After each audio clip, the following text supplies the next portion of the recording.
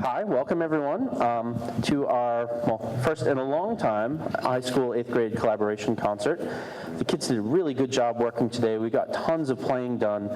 We bust the kids up here during the day, worked together, had a pizza lunch, and still had time to work again after lunch. It was a really fun time, I thought. Hopefully we didn't scare all of your kids away from the high school. I think it's a wonderful place and a wonderful band. I want to talk a little bit about our first song. It's kind of weird. It's a type of music that I feel very strongly high school kids should be exposed to. It's called aleatoric music or chance music. Music where the composer has left something up to the hands of the performers. In this case, Mr. Duffy felt very strongly against one of his fellow professors at Yale who was bragging about all of his students receiving an A+ in his class, and that was such a tremendous feat. And of course, Mr. Duffy said, well, shouldn't you keep working for those last 3 points? And the science guy was like, no, what do you mean? They all got an A+. So that prompted him to write this song. It is designed for specific mistakes, meaning the students all get to make 2. And I have a chart, and by the size of the band and the amount of mistakes they get, they're actually going to earn a 97.89, which would round up to a 98, which in both of our schools is an A+. The point being, hopefully it's not going to sound wonderful, and yet still be an A+, because 98% isn't good enough in band. We have to strive always for 100%. And that was Mr. Duffy's argument with his colleague. So here is A+.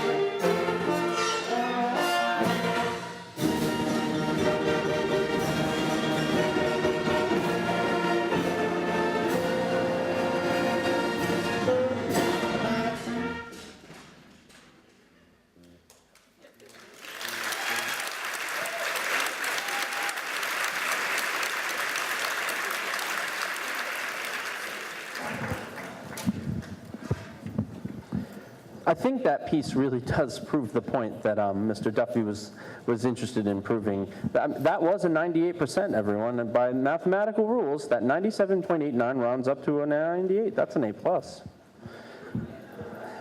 Hopefully we can maybe get more like 100% on our other songs. Before we do, I did want to mention the drum we have out there. I'm not normally one to put a drum out begging for money, but we're able to buy pizzas for almost 160 kids, and we're just hoping if you've got $1 or a quarter or whatever, throw it in, we can get some of the money back to cover that.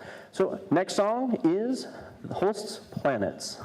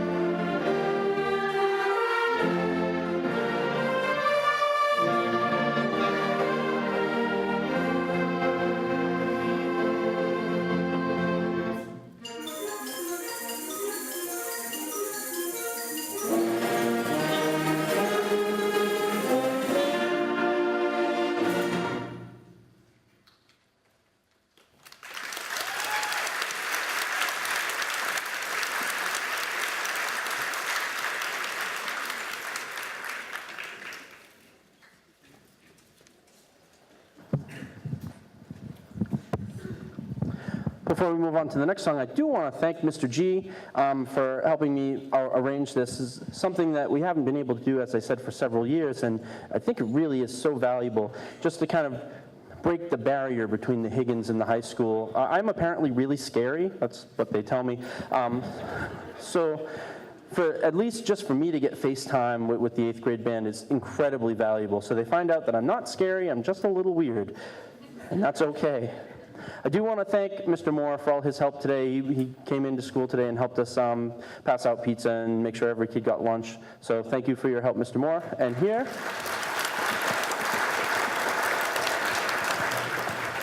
here's The Dark Knight.